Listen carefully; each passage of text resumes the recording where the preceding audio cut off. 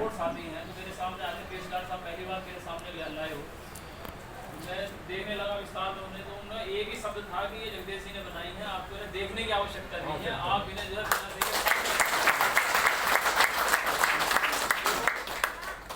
इतना विश्वास अर्जित करना अपने जीवन की बहुत बड़ी उपलब्धि है। उसके लिए बहुत त्याग और तप की आवश्यकता होती है।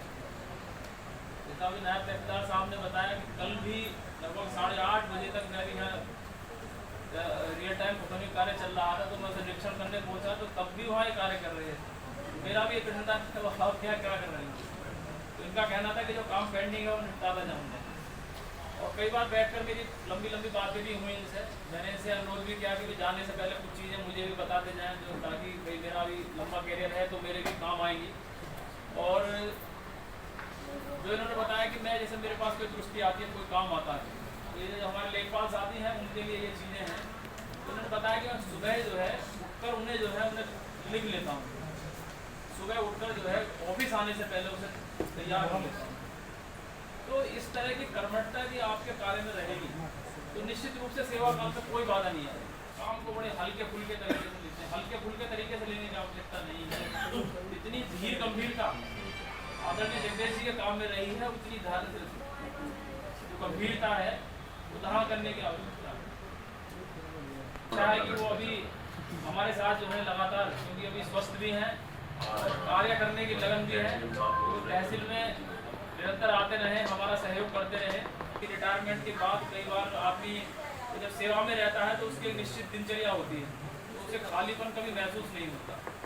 और जब सेवानिवृत्ति के बाद परिवार में जाता है तो परिवार के जो सदस्य हैं वो तो अपनी रूटीन दिनचर्या में लगे रहते हैं, पर जो एक सेवानिवृत्त व्यक्ति होता है उसकी दिनचर्या बिल्कुल ही बदल जाती है, उसे बहुत लंबा समय उस अवसाद से निकलने में लग जाता है।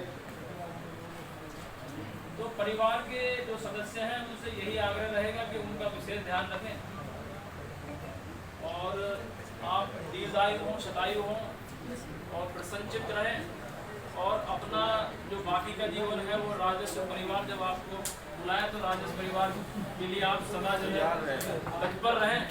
और समाज जीवन में भाई आपका इतना लंबा अनुभव है, मैं तो यही कहूँगा कि समाज में यदि आपके अनुभव का कुछ उपयोग हो सकता हो तो वो उपयोग समाज में जरूर उपलब्ध कराए,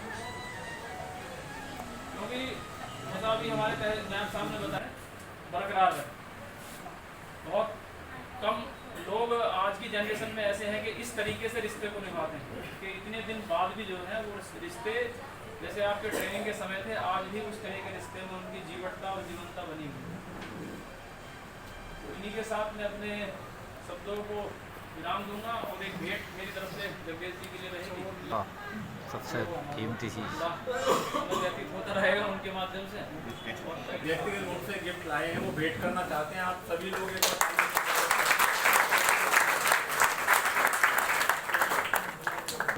फीस देने की प्रथा थी, वहाँ फीस जमा होती थी, 5 रुपये माह हमारी फीस जाती थी। फिर हम वहाँ से हट गए तो 26 सितंबर 1984 में मेरी नियुक्ति हुई, 27 सितंबर में हमारे राणा जी की नियुक्ति हुई। 39 वर्ष 5 दिन नियमित मैंने सेवा की है, और ये 26 सितंबर 2010 से मुझे 4600 ग्रेड पे भी मिल रहा, नौकरी में कोई बाधा नहीं। अपने काम को स्वयं पढ़ा है, किसी से पढ़वाया नहीं है, अपने काम के लिए स्वयं पढ़ा है। हमारे साथी बैठे हैं श्री अब्दुल रहमान, ये 2 वर्ष केवल मेरे साथ सदर तहसील में रहे। ये मेरठ के सर्वश्रेष्ठ देखभालों में इनकी गिनती है। 25 जून 20 सितंबर 1991 में बुढ़ीना खुद सर्किल छोड़ा। आज भी यह स्थिति है 32 वर्ष बाद भी, कि 32 वर्ष बाद भी उन्हें कहीं आवश्यकता होती है तो वे अपनी बाइक या कार लेकर यहीं आ जाते हैं। इसी तहसील में भी कई लोग आ चुके हैं। तब मैंने अपना एक खतौनी का चीठा बनाया हिंदी वर्णमाला के अनुसार। मैं प्रत्येक किसान का ये बता सकता हूँ उस गांव में उस आदमी के नाम किस किस खतरा नंबर में कितनी ज़मीन है, आज भी बता सकता हूँ। यदि मैंने 1985 में भी कोई तो आज भी मेरे पास रिकॉर्डेड है। किसी किसान को आवश्यकता हो तो वो विवाद जहाँ मेंट में चला गया, वो विवाद आज यदि वो ज़मीन खरीदता है तो उसे ये नहीं पता है कि 5.0 हेक्टेयर से इसके पास अधिक है या नहीं। जमा नहीं है कि वो वसूली कितने का होती है, 1.2 है कैब से ज़्यादा पे होती है, उसके पास वास्तव में है कितनी। उसका दादा भी मर गया, उसके बच्चों के नाम आ गई, बच्चों के वो काबिल वसूली चल रहा कि माफीदारी खातों से उस पर जब बढ़ नहीं रहा तो हो गए, तो वो माफ़ी में आना चाहिए, वो माफ़ी में नहीं आया। प्याज से किसान ने कहा कि पटवारी जी हम तो माफ़ी में आएंगे, चलो माफ़ी में आ गए। अगले वर्ष उनकी माता जी गुजर गई, वो फिर 30 बीघे का हो गया, तो वो माफ़ी में ही चल रहा है लगातार। अभी तो है वो 3 बिस्वा की गलत।